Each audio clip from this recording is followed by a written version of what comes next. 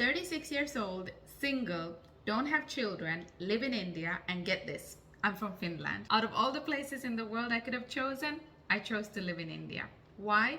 I'll tell you. And I bet you're wondering, how safe is it even to live in a country like India for a woman alone? To be honest, I've even been attacked here, but I'll tell you more about that in a bit. When I moved here 5 years ago, I didn't expect things to turn out the way they did. So have you ever wondered what's it like being a 36-year-old, child-free, single Finnish woman living in India? Let me show you what my world is like, and I promise you it's not what you think it is. But here's the thing though, I'm not gonna give you some fairy tale version of my life here. I'm gonna keep it real, I'm gonna be honest, I'm gonna be raw. And let's get into it. So first I'll tell you about my background, why I even chose India in the first place, how it is to live here as a single woman, as a child-free person, and what are the pros and cons of living in a country like India, and how people have reacted to me, and how do I stay true to my purpose despite everything. Okay, so first of all, a little bit about myself. So I am born and brought up in Finland in Europe, and I lived the first 30 years of my life over there. And only just about 5 years ago did I move to India. Now you might think I moved to India because of some man, I fell in love, or I came here to discover myself, find my purpose, go on a spiritual journey, live in an ashram. It's actually none of that. I came to India, I settled in India because of street dogs. Yes, you heard that right. You might be like, what the hell is she talking about? Is she crazy? No, I'm not, but yes, let me tell you. So I started noticing the suffering of street dogs about 2017, 2018, but it wasn't until like 2020 that I decided to dedicate my life to this, to take care of these street dogs full time, to rescue them, to rehabilitate them, to find them homes, to provide them with proper medical care, health care in the streets. And a lot of them, after rehabilitating them, after rescuing them, they couldn't go back to the streets because they have special needs, one reason or the other. So that's how I ended up with 9 rescues of my own at home. You can see a few of them there in the back. And that's why I'm here, to take care of them, because they've suffered way too much in the streets for me to just put them back or dump them in a shelter or something. They deserve the best life, and that's why I'm here, to take care of them. And then I have an additional about 50 street dogs in the streets that we help there, because obviously I can't bring everyone home, but I try my best for the ones in the streets that they have the best life possible living there. So yeah, suddenly I was here with 9 dogs at home and a plus 50 in the streets, and I'm like, how did we get here? And what am I like?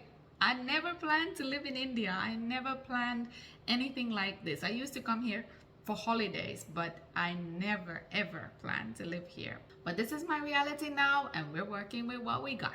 So why am I single, and what is it like being single in India? Well, I don't really see the need to be in a relationship or to get married. I feel like people place way too much importance on romantic relationships and like being in love and having a partner, rather than focusing on their own dreams, their own, purpose in life, and just focusing on being the best versions of themselves. There's nothing wrong with being in a relationship, and if you have the right person for you, who pushes you, who motivates you, who encourages you to be the best version of yourself, by all means, I am happy for you.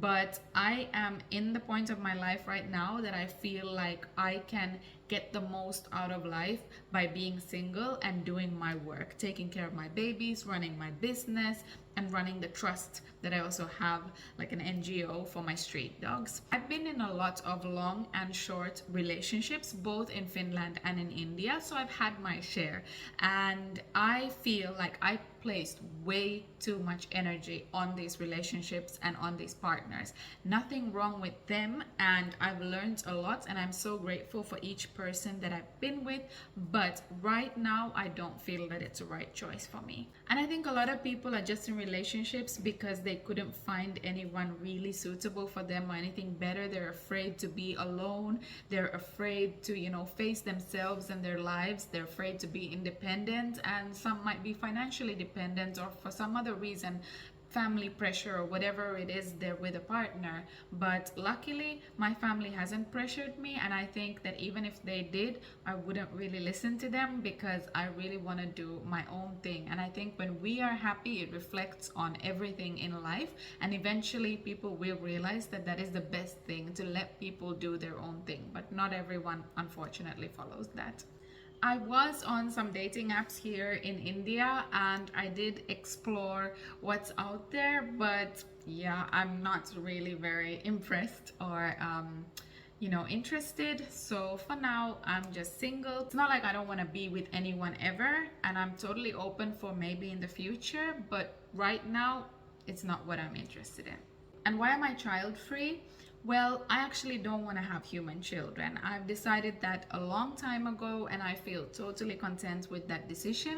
If you want to know more about this, I have made a separate video, so I'm going to link it right here. You can check that out if you want to know why I don't want to have children, what my reasons for that are. But in short, basically, I just don't feel the need. I don't have that feeling that I want to be a mother.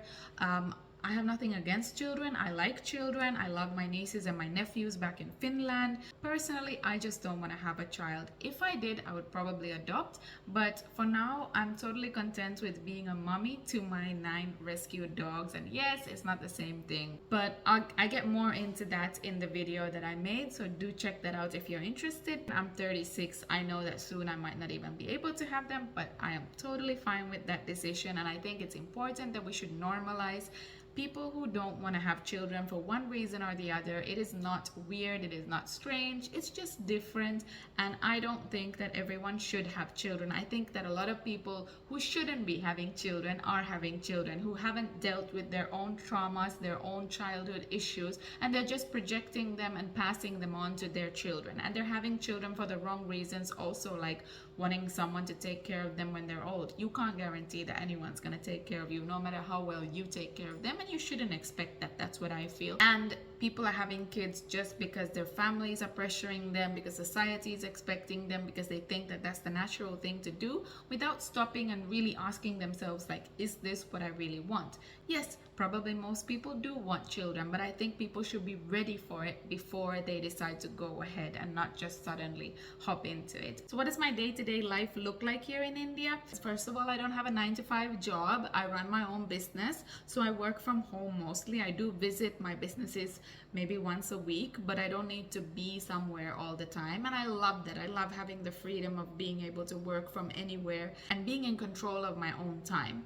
But then, of course, taking care of my 9 rescue babies takes most of my time of the day, because I do walk all the 9 dogs morning and evening.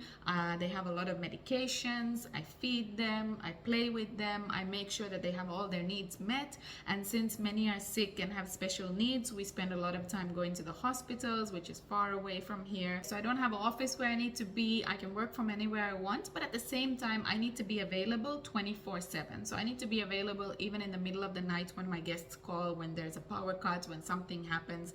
That's reality in India. When you're running a business, things don't always run smoothly because of unexpected situations. My social life right now, it's pretty much non-existent, to be honest. I have a much more vibrant social life in Finland, but at the same time, I feel a lot more fulfilled here in India because I'm doing something with a purpose, with meaning. Every single day, I'm helping those in need. I'm being there for those who nobody else cares for. That's more important for me. I do have friends here. I keep in touch with them, but I don't really meet them that often because we're all, busy with our own lives. And I live kind of in the outskirts. I don't live in the city, and distances are pretty big and time is limited.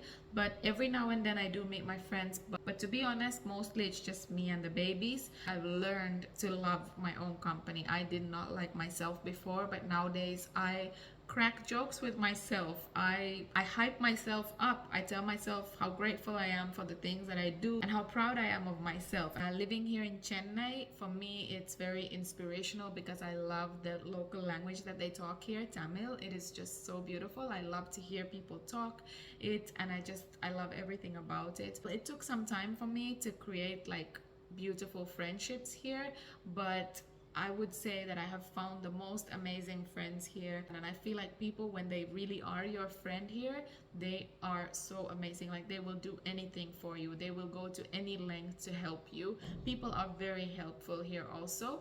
But at the same time, being a single lady, I do not always feel safe. I have had all kinds of instances, like I have been attacked. Like I shared in the beginning, there was a share auto driver who tried to rape me. I got away. This was in 2017.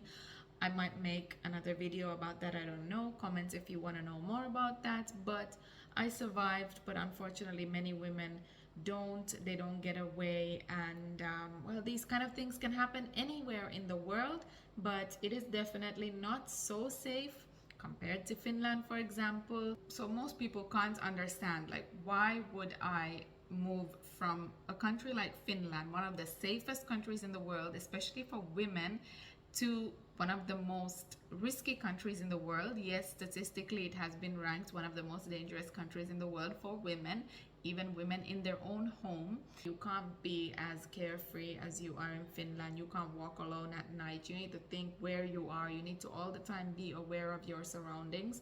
So those things are, for me, kind of hard to adapt to, because I come from a country where I could just do whatever I want. My gender is not an obstacle for me in any way in Finland.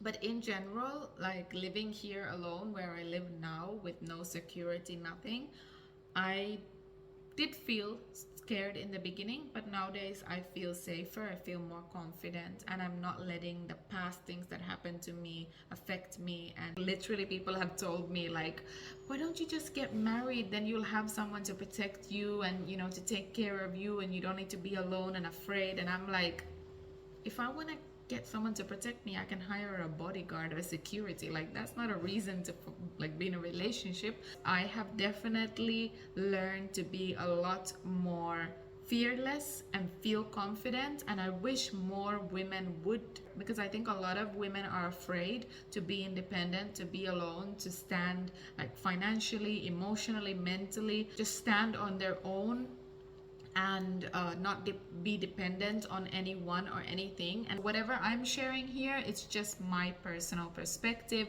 my reality. My reality is totally different even from the person living across the street. There are people here who don't even have like proper housing. They can't even lock their like doors. People can break in anytime. Obviously their level of safety is totally different. I'm very privileged in so many ways living here in India. Hey, so while editing the video, I just realized that I forgot to add something super important, and that is that how do people react to me being child free and being single and living life on my own terms here, and is it an acceptable thing in India? Definitely not. It's not the norm.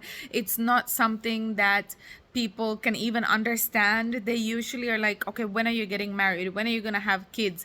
It's like that's the only way you can live life, by doing what everyone else does. And I feel like everyone just wants their family and their relatives approval, validation, and they go through life just thinking, what will other people think about me? And it's so sad. I feel like people are afraid to just do whatever they want to do because of the fear of being judged. And I just wish that more people would just not care what other people think about them. So definitely people do not approve or think that it's in any way understandable what I'm doing. Most people cannot comprehend what my life is about here, but I don't care. I just live my life however I want to. Even my relatives here in Chennai, I'm not really, you know, some of them might understand, some might not, but I'm not like in this world to get approval from anyone, even if it's my own family and relatives. I do things what I believe is right and what this world needs in order to become a better place for everyone, not